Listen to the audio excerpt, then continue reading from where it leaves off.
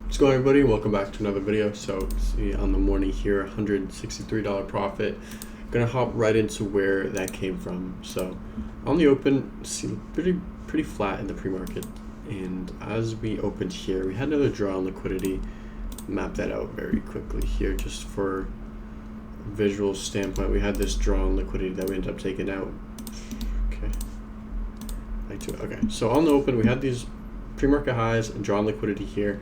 Came up, swept these pre-market highs, and then swept this drawn liquidity here. And ideally, first, I was looking for a close below this bullish fair value gap to play this as an inverse, play the move down off the sweep of this liquidity, this drawn liquidity here. But we maintained it, didn't take the bull side. Just one of my rules, I don't like to take upside entries on fair value gaps right after a sweep. So sat this one out, moved up though, broke above the highs, broke above this draw, and we formed another fair value gap right here.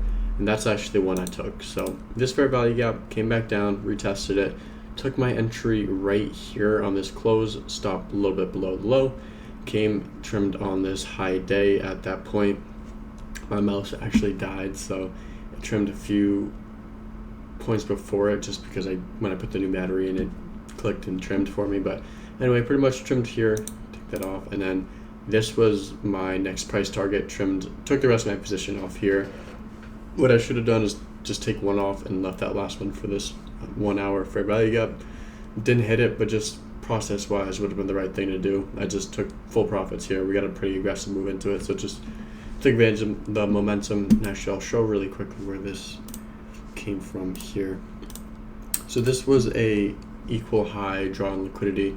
You can see over here it made equal highs at this draw. So this to me was a pretty high probabilistic area to get hit just because of those equal highs. I mean, see, we did come up and hit them, overshot them a little bit, and then saw a decent move back down. So that's it for the day. Just keep it simple, one good trade at a time, just making sure to have a trade that actually follows my rules. You know, I could have forced this entry down here, but again, against my rules. So I stayed out of it, waited for a setup to form that actually fit my criteria, got it here, got rewarded with my patience. So it's gonna be it for today.